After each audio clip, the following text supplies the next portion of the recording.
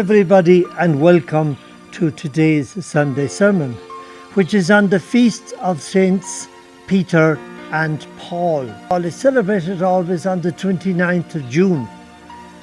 It honours the martyrdom of these two apostles in Rome. Though they had distinct missions, Peter as the foundation of the church and Paul as the apostle to the Gentiles. They are commemorated together because they are considered the founders of the church in Rome.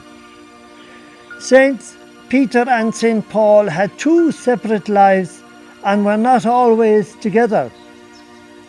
St. Peter knew Christ personally. He declared him to be the Christ, the Son of God. And in today's Gospel we see him promising to be the one to look after the sheep, meaning the church. He was personally given the task of being the first pope. Jesus said, "Thou art Peter, and upon this rock I will build my church, and I give you the keys of the kingdom of heaven, and the powers of hell will be unable to rule against this church." On Pentecost Day, St. Peter took the initiative to preach among the people of Jerusalem, therefore showing his authority as the first pope. He didn't hide the fact that he had denied Jesus 3 times. He had flaws and was a weak man. Yet in today's Gospel, Jesus says to him, "Feed my sheep." In other words, look after the church. He is now to be the fisher of people who will now believe in the gospel. St. Paul, on the other hand, never met Jesus except on the road to Damascus. He didn't live like the apostles did with him and see him and know him in that way. But of course he got to know him spiritually later. In the second reading today, the people of Galatia are questioning Paul's authority to be an apostle of Jesus Christ. They know that he was not one of the 12, and in fact he had been a most savage opponent and persecutor of the early Christians, and that he held, as it were, no official appointment from the leaders of the church. Paul's answer was not an argument, but a statement. He owed his apostleship to no man or person, but to a day on the Damascus road when he had met Christ personally. His office and his task had been given to him directly by God. We are introduced to St. Paul when the persecution of the early Christians began soon after Pentecost. Paul was on his way to Damascus, in fact, to seek out Christians who had fled Jerusalem and to capture them and bring them back to put him in prison. The Lord appeared to him, and he was struck blind. He wandered and found his way to Damascus in secret, and was asked by Jesus to seek out a man named Ananias. Ananias came and blessed Paul, and his sight was restored. He stayed on in Damascus, meeting with the Christians there and learning all about Jesus. He was baptized.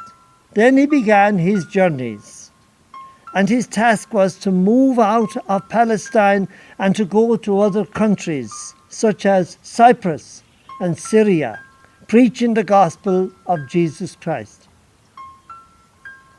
Only after a few years did he come to meet with Peter and the community of believers in Jerusalem.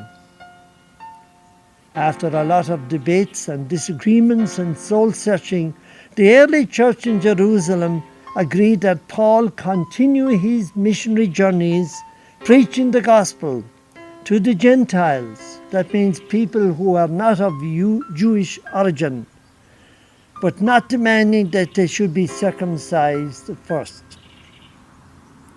This is a brief history of the two people whom we are celebrating today, namely Saints Peter and Paul. The question one may ask is, why are the two saints, who are also martyrs, at the same time put together on this, the 29th of June, every year? These are commemorated together in the Catholic Church because they are considered the founding pillars of the Church in Rome. They represent the stability of the Church, which is what Peter did, and the mission of evangelization to many lands and peoples, which is what St. Paul did. They both suffered martyrdom, which further united them in their final testimony to the gospel. Peter was crucified upside down on a cross, while Paul was beheaded. When he was crucified, he pleaded with his executioners to crucify him upside down, because he said he was not worthy of the same manner of death as the Master, Jesus Christ. He was buried on the Vatican Hill, which was a graveyard at the time, and in which the Vatican Basilica of St. Peter's was later built. Again, the New Testament is full of the lessons of St. Paul, who wrote to many churches, encouraging them in the faith. St. Augustine said, "Only one day is dedicated to the feast of the two apostles, although they differed in issues of many kinds. However, they were one in Christ." This is an appropriate reason why we celebrate these two giants of saints today. They found unity in their diversity.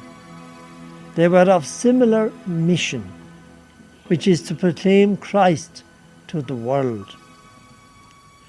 Rome took many hundreds of years later to become Christian. It is encouraging that God's plans always remain in place. The two apostles were the foundation of what was to become a monumentous event when Emperor Constantine I converted to Christianity. He ruled Rome from 306 to 337 AD.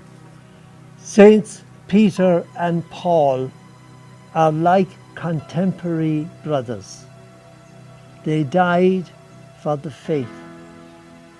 They were bound by the gospel, on which they were its messengers. May God bless you. Have a beautiful day, and may the Lord grant you the strength and the courage that we see in those two great apostles to continue to be witnesses to that great message which is vital for everyone to know. Have a great day.